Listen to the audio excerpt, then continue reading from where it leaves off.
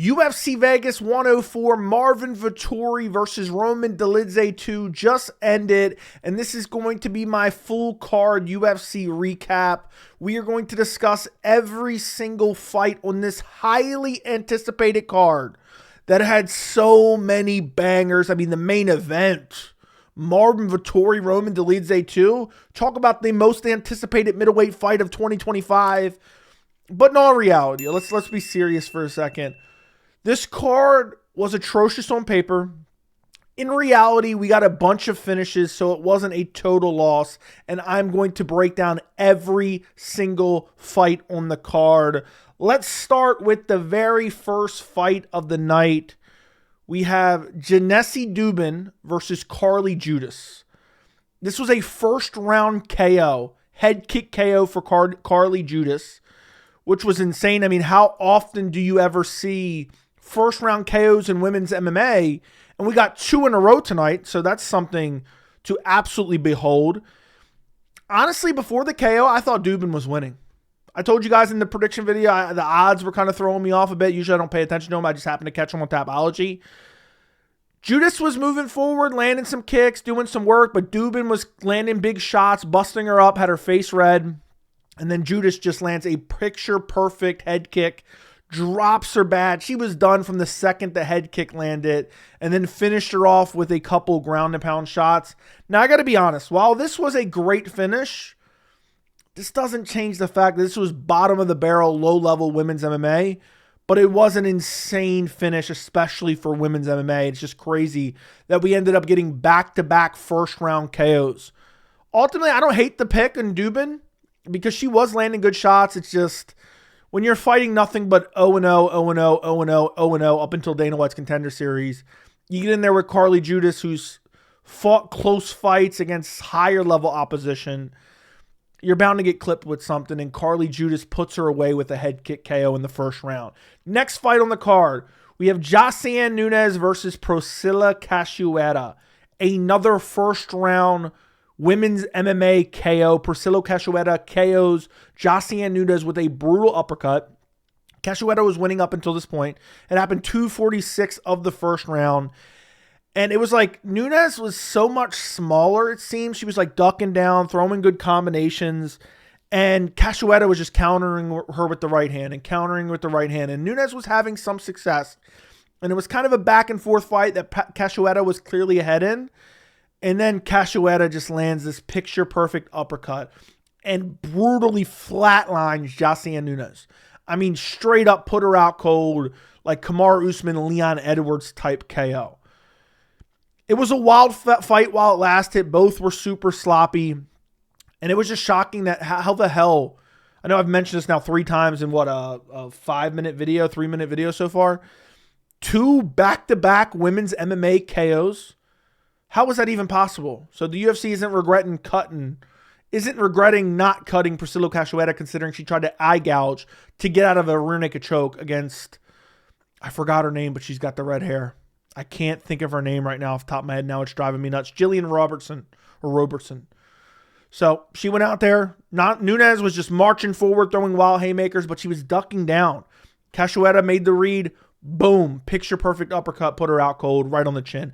Next fight on the card, we have Daniel Barez versus André Lima.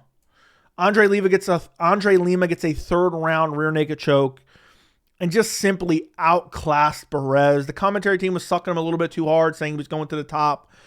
But Lima outstruck him. He outgrappled him when he needed to. First round, Barez had like a takedown attempt that ended up getting on the back of Lima, but Lima was able to scramble up and scramble out of a bad position. He was chopping the legs. He was going to the body heavily, and he was landing upstairs. I mean, Barez has to feel like shit right now because he got the brakes beat off of him in this fight. His legs were getting brutally chopped. His body was getting destroyed with good punches, also good kicks as well. I think the first round was majority striking. Second round, Lima got a takedown, did a decent amount of damage on the ground. And then the third round, I think Barez initiated the grappling and got stuffed and then taken down immediately himself. And Lima was just beating him up on the ground, landing good shots. Barez eventually got to the fence, tried to get to a hip and get up. And when he got to a hip, Lima jumped on his back, found the rear naked choke in the third round at the tail end. It was 13 minutes and 5 seconds. So a little under 2 minutes left in the fight, and Lima gets to finish. Overall, I mean, great performance by Lima. He picked him apart. I mean, it was a complete performance, because not only was he able to show off some of his grappling, he was able to show off, some of his takedown defense. He was able to show off some of his offensive jiu-jitsu and offensive wrestling. And ultimately, he's able to get a finish against a guy in Barez who's actually pretty decent. He's not a great fighter. Barez had some moments in the first round, but outside of the first round, he was getting his legs chopped. He was getting, destroyed with a jab. Lima was landing good punches on the feet. And Barez, just after that first round, you could tell he was kind of done. It was like he just had nothing to offer after that first round. I do believe there was a foul in this fight, and I'm trying to remember what it was. Was it an eye poke or a groin shot? I don't remember off the top of my head, but either way, it didn't really matter. André Lima was going to win 30-27 regardless, even if he didn't get the last-minute rear naked choke. It just sucks that Barez had to take all that damage just to end up getting finished anyway. Next fight on the card, we have Stephanie Lucindo versus Sam Hughes. What to say about this fight? Sam Hughes gets the decision. I thought she actually lost the fight. First round, Sam Hughes was trying to work her grappling. Lucindo got taken down a couple times, was able to get back up, never held down for long periods of time, and was outstriking Hughes. I thought Lucindo clearly won the first round. Then in the second round, Lucindo was touching her up again. Looked like, okay, so Lucindo's going to cruise to a decision win after I saw like a minute and a half of the second round. Sam Hughes gets a takedown, gets into full mount. Lucindo has nothing to offer. It's not like Hughes got off a crazy amount of damage, but she was landing some ground and pound, and Lucindo's just held there for maybe 3.5 minutes of the second round. Clear second round for Sam Hughes. Third round, Hughes comes out, looks to grapple immediately. Lucindo offensively grapples a bit herself, is able to stuff the takedowns, is outstriking her on the feet. It's a closer round, but nothing that I thought was super hard to judge. I thought Lucindo clearly won the third round. So I had it 29-28 for Stephanie Lucindo. One judge had it 29-27. They gave a 10-8 second round. I think it was Derek Clearly. I looked it up before this post fight. But at the end of the day, I mean, I don't think anyone's really going to talk about this as a robbery, but I would have to go back and rewatch it. But I'm pretty confident that Hughes lost the first and third round. I guess I would assume, I think all the judges had Lucindo getting one round. I would assume they scored at least round one for her. But maybe they gave Hughes 1 and 2, because Hughes did mix in a little bit of grappling in the first round. But ultimately, I thought Lucindo was the better striker. She had nothing to offer once she ended up in a bad position on the ground. But in the third round, she came out, was able to shuck off some of the takedowns, never ended up in a bad position, had decent cardio, was landing good shots, landing good kicks, and I thought she won the third round. So Sam Hughes gets it done, but I thought she lost the fight. I thought she lost 29-28. Next fight on the card, we have Carlos Vera versus Josias Musasa. This was an insane finish that I want to say was a lucky shot, but I really don't think it was. Watching it back, I really don't think it was. Because Carlos Vera landed a spinning wheel kick early, and then it was a similar sequence that ended up ending the fight. It was a head kick that landed. Vera missed with her right hand, came behind it with a head kick, hurt Musasa badly, and then basically just pounced on the rear naked choke. It was a competitive fight up until that point. Musasa was clearly winning. He was chopping the legs. He was landing better shots. He actually clipped him with like a two-piece right before he got clipped with the head kick. But it's like Vera was landing good shots throughout this. It's not like he was getting blown out. I know the fight only lasted 3 minutes, but it's not like Vera was getting completely blown out. He was doing decent work in this fight. And again, he landed a wheel kick that landed pretty clean, that tagged Musasa in this fight. And then later on, a minute later, 2 minutes later, he misses a right hand, and Musasa lets his guard down, and right behind the right hand, he uses the momentum, follows through with the head kick that just rocks Musasa bad, and he was just never recovered. Carlos Vera pounced on the rear naked choke.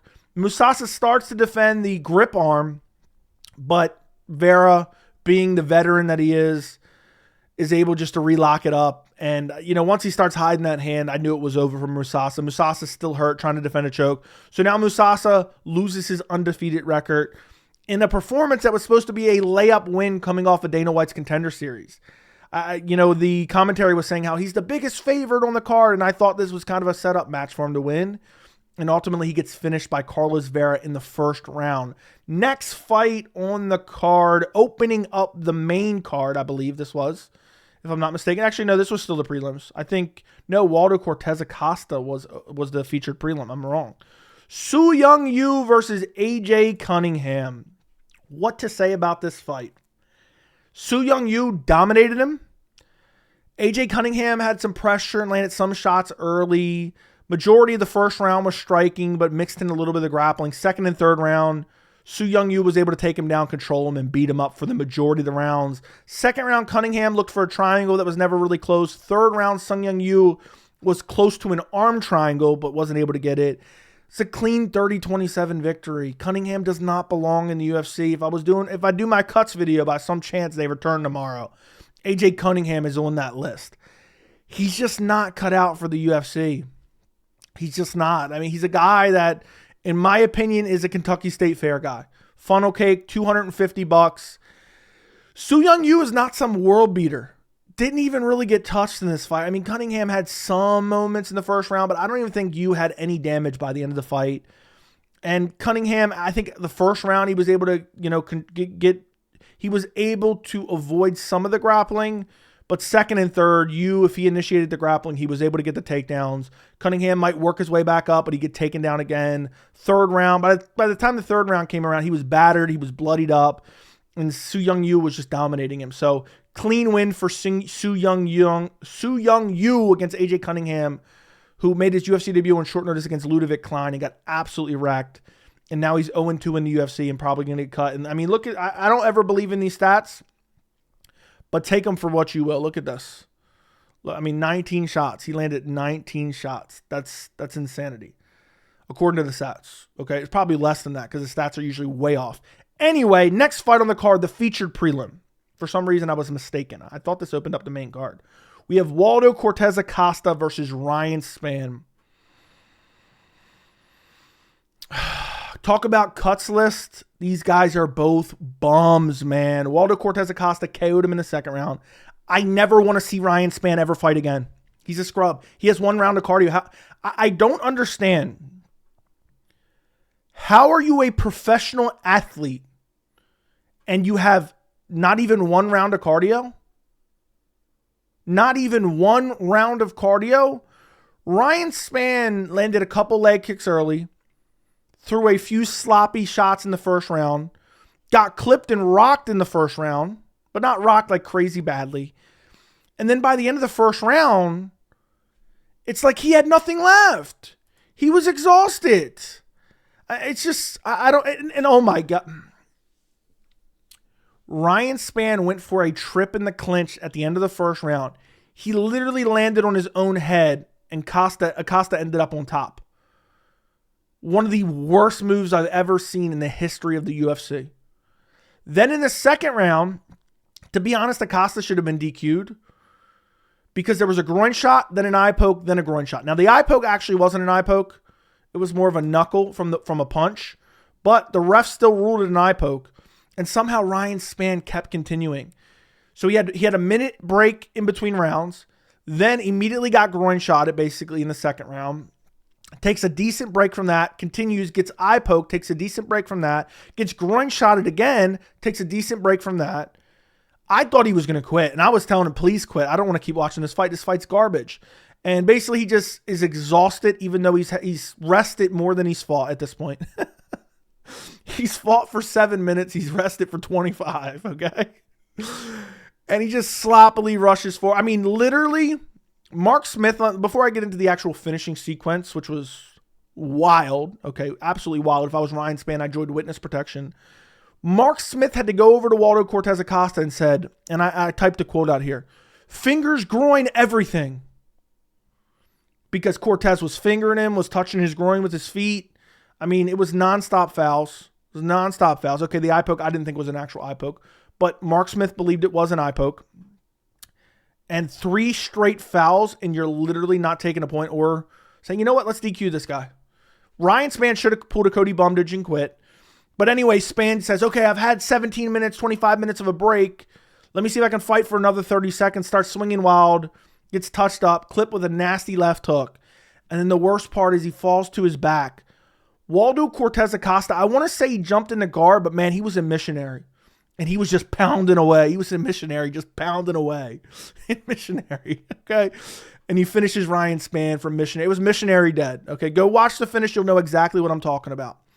If I was Ryan Spann, I'd be taking a pregnancy test tomorrow after the way Waldo Cortes-Acosta finished him, okay?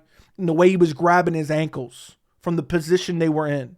His feet were up against the fence. Waldo Cortes-Acosta was kind of high in stature. And man, was he just viciously pounding away and pounding. Okay, let me stop. Waldo Cortes-Acosta gets the KO in the second round. Get Ryan Spann out of the organization. Heavyweight's garbage. Ryan Spann doesn't even belong at heavyweight. I don't know how the hell he beat Dominic Reyes. Ryan Spann, I don't even think he trains. I'm convinced he doesn't even train. I'm convinced if I went in there, I put up a better fight against Waldo Cortes-Acosta, and I definitely have better cardio. Okay? I definitely have better cardio, especially if I'm a missionary. Let me stop.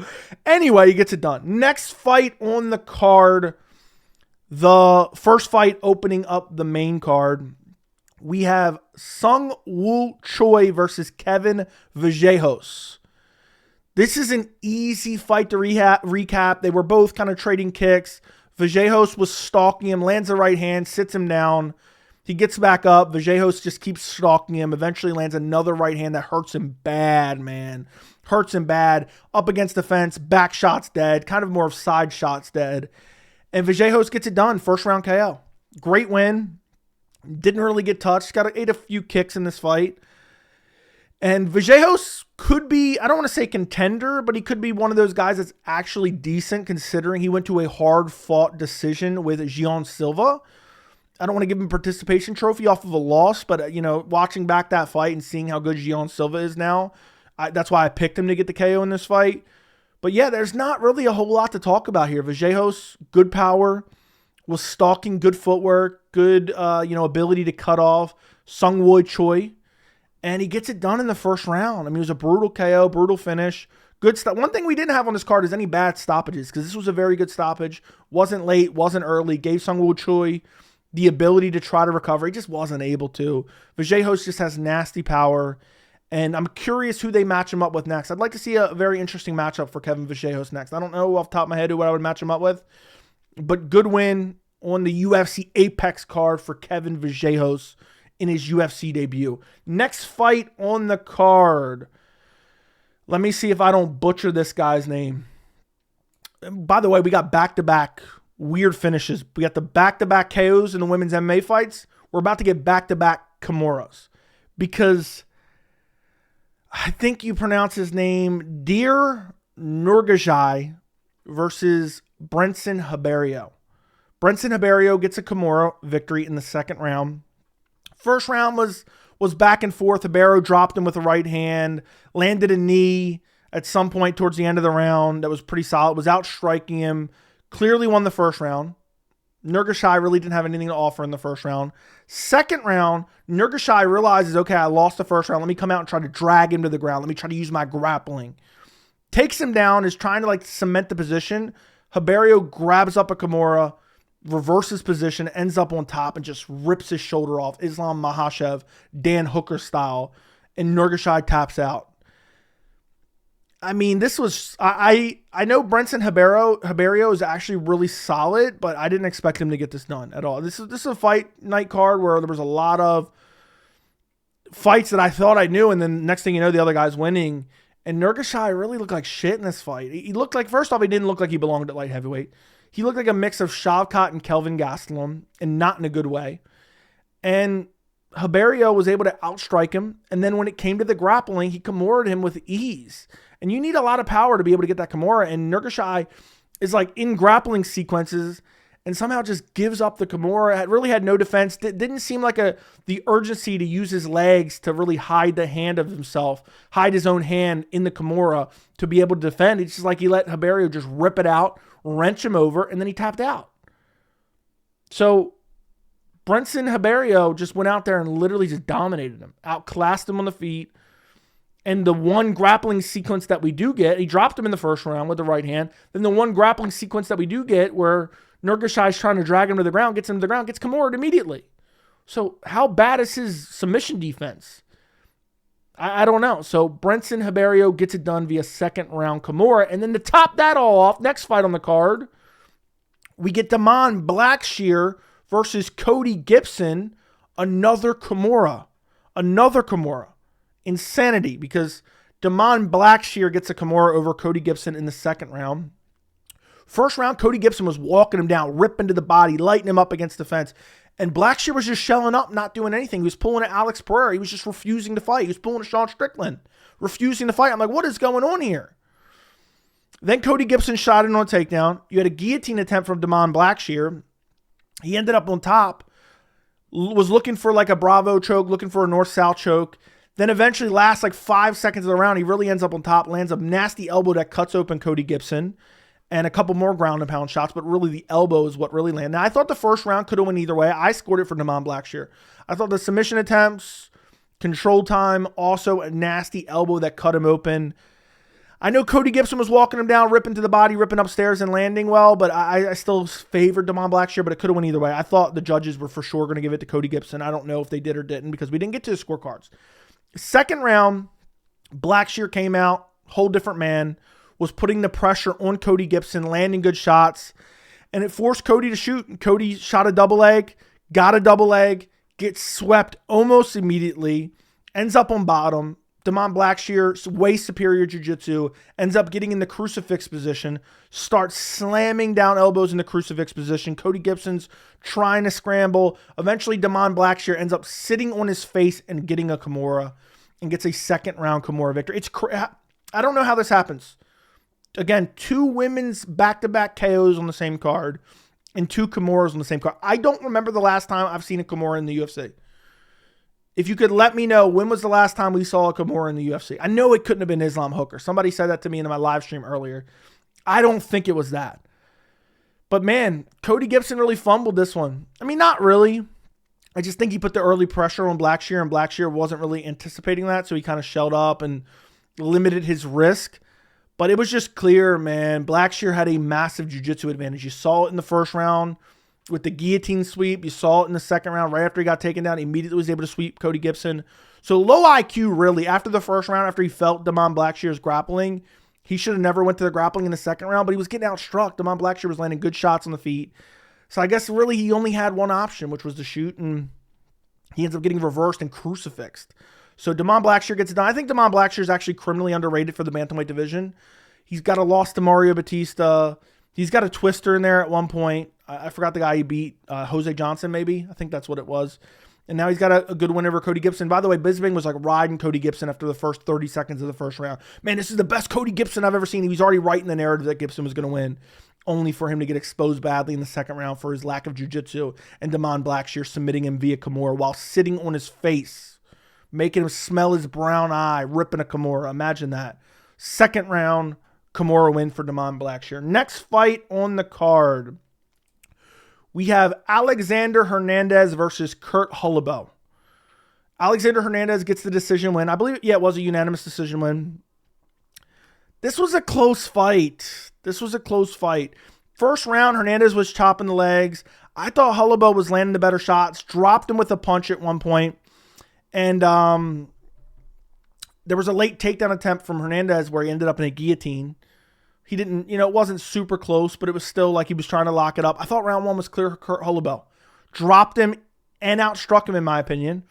Second round, Holobaugh was wrecking Hernandez on the feet, landing good shots to the body, landing good shots upstairs. He was getting his legs destroyed. It was the calf kicker, Hernandez. But Holobaugh was landing multiple right hands that were really busting up Hernandez. And then Hernandez had a late takedown. Like maybe a minute. Let's see how much does it have control time here. No. You got a late takedown, maybe 2 minutes, maybe 1 minute left in the second round, and didn't do a whole lot of damage with it. Holobaugh was trying to scramble out, wasn't really able to scramble out. Maybe it was half a round. Maybe I'm misremembering. But either way, it's not like Hernandez did any brutal damage. Holobaugh was trying to scramble, wasn't able to get out from underneath of him. I still thought Holobaugh won the second round. And then the third round, Aaron Hernandez got a takedown early, controlled him. Holobaugh was like trying to set up submissions, trying to set up scrambles. Eventually gets his way back up after like 2 minutes, but then gets taken right back down again and controlled. I thought third round, Alexander Hernandez clearly won the third round. Especially at the end, Holobaugh was like, okay, I can't do nothing off the bottom, so I'm just going to throw shots from the bottom. And then that's when Hernandez was able to actually get off ground and pound shots. And so I thought third round, I mean, there's no doubt third round you can't score it for anyone else other than Alexander Hernandez. But I thought the first 2 rounds would go to Kurt Holobaugh. They score the fight for Alexander Hernandez unanimously. They favored the grappling. But second round, I just thought Holobaugh did so much better on the feet than Hernandez did on the ground. But I think it's one of those things, if you switched around, if you split the round in half and you switch what happened, you say the first 2.5 minutes, Hernandez out-grapples him and controls him, and then the second half of that round, it's Holobaugh, what Holobaugh did in the first half, which was outstrike him.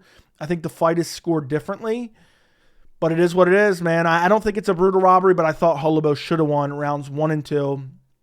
And I don't know which rounds the judges. I would assume it was round 2 and 3 they gave to Alexander Hernandez, but I'm not sure. I think I did see the scorecards on Twitter. I think they gave it to Hernandez in round 1, which is crazy because I think there was 130-27 now that I think about it. So I don't know. It wasn't the worst decision of all time, but I thought Holobaugh got it done. Next fight on the card.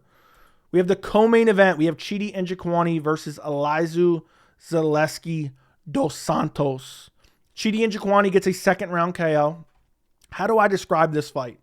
Chidi Njokuani teeps, inside leg kick, teeps. Gets clipped with a short right hand in the first round. Kind of like, looked like he was flash KO'd on the feet for a second, but recovers immediately. Dos Santos tried to like go after him, but really wasn't really to any effect. Ended up with Njokuani on top of him, I think, in the scrambles at one point, and then scrambled right back up. And then Njokuani just kept teeping him and landing good leg kicks and occasionally throwing a head kick. And I thought still the first round, Njokuani won the first round. Second round, similar thing, just keeping the distance. There was an eye poke where Dos Santos had to take a break for a second. They started back up. And Dos Santos is trying to close the distance now. He gets into the clinch. And Njokuani throws a knee to the body that kind of misses. Second knee he throws. He threw it with a lot of power too. Lands upstairs. Drops Dos Santos badly. And then Chidi Njokuani just jumps on top of him and starts destroying him with ground and pound elbows. Literally a masterclass by Chidi Njokuani. I mean, Dos Santos couldn't close the distance. When he did, he gets kneed into oblivion. And Chidi Njokuani gets it done. Second round KO. I mean, he didn't really get touched in this fight other than that one short right hand in the first round. Even on the leg kicks that Dos Santos was throwing, he landed a couple, but Njokuani was able to get out of the way most of the time when Dos Santos was throwing the leg kicks. You could see the frustration building for Dos Santos as the fight was going on, and Chidi Njokuani just had all the answers. He calls out a ranked opponent afterwards. I wouldn't mind him seeing him fight a ranked opponent. We got some bums who were inactive in the welterweight division, top 15 anyway. You know, throw Chidi Njokuani, let him fight Colby Covington. Colby's been squatting on the rankings, hasn't won since 2022. It is 2025. I'm not sure he has a win against somebody currently on the UFC roster right now. I don't know because I haven't thought about it in a while. But either way, Chidi Njokuani, 3-fight win streak at welterweight, starches out Elizeu Zaleski dos Santos. I think it's a decent win. And literally put on a masterclass performance. Would like to see him get a step up in competition in his next fight. I don't know who they'll book him with, but good finish in the co-main event. Next fight on the card, the highly anticipated rematch, Marvin Vettori versus Roman Dolidze. Thank God I switched my pick. Thank the MMA gods I switched my pick, because Roman Dolidze wins via unanimous decision, a decision that I actually disagreed with, but I don't necessarily wholeheartedly disagree with it. All 3 judges had it 49-46. It was a much closer fight than those scorecards indicate. So they had 4-1 Roman Dolidze. Now, I haven't looked at the scorecards, but I would assume all 3 of the judges scored round 3 for Marvin Vettori. That was the only clear round for Marvin Vettori. What's insane to me is Marvin Vettori is kind of known for going 5 rounds. He's known for having cardio. His worst rounds were 4 and 5. I mean, he got dominated in rounds 4 and 5. That's a bit of an exaggeration, but really it's not. So, first round, we'll go through it round by round. First round, Vettori was landing decent shots, landing good inside leg kicks. Dolidze was like lunging in with right hands that were landing. There was a head clash where there was a break. By the way, Marvin Vettori quit in this fight. He did more complaining than actually fighting in this fight. I thought the first round was razor close, but I leaned Marvin Vettori just because of the inside leg kicks.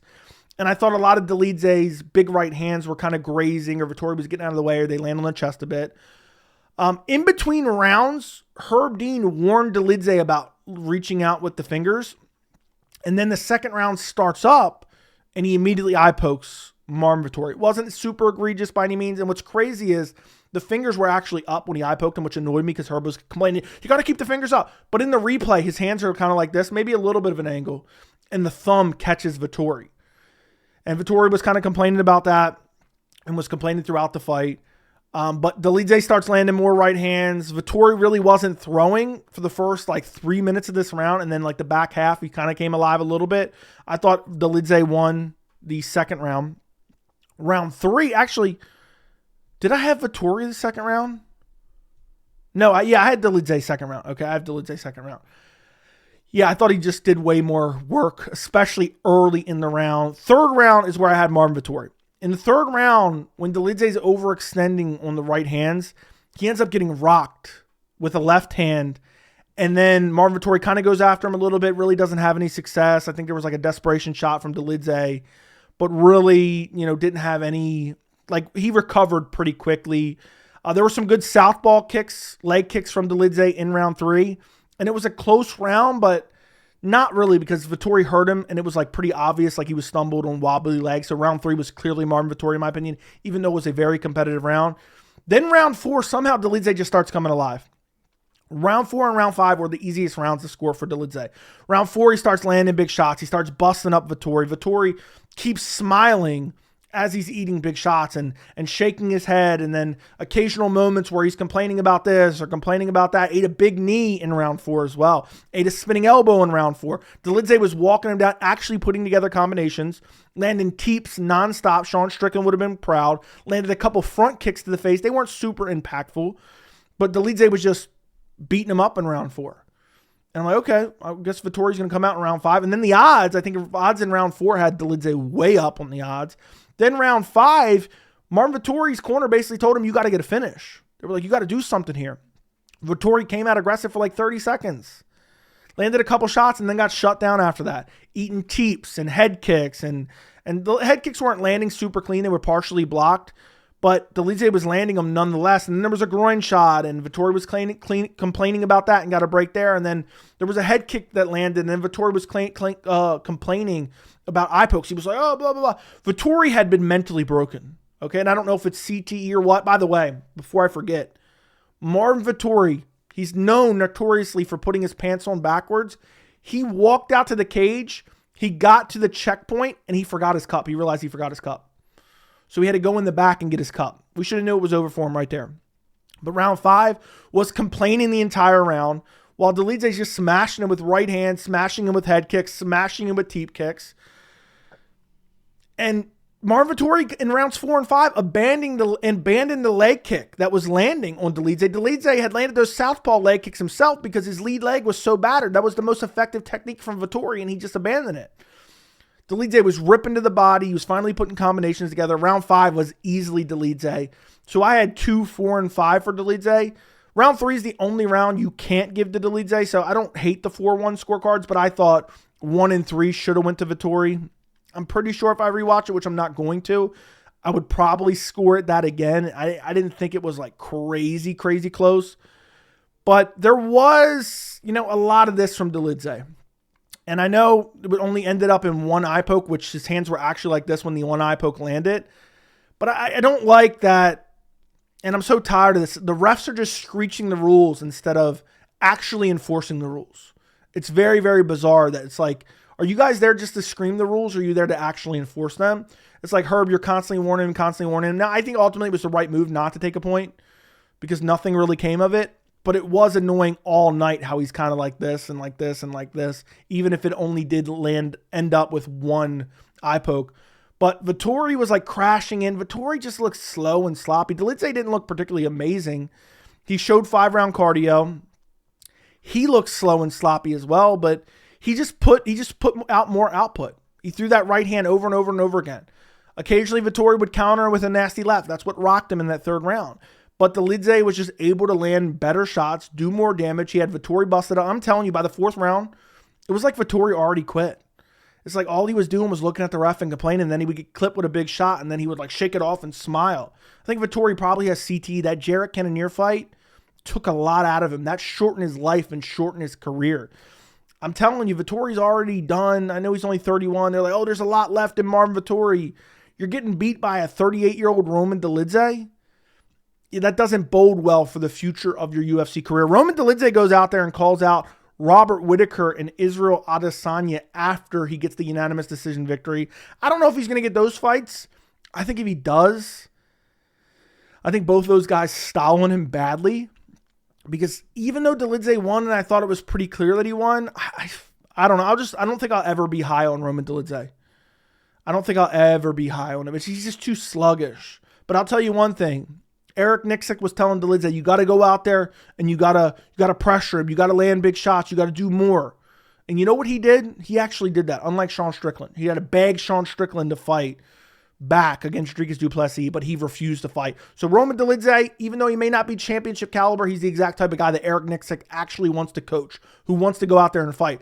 Because don't get me wrong, this fight was not a shoo-in going into rounds 4 and 5, and Dolidze knew that.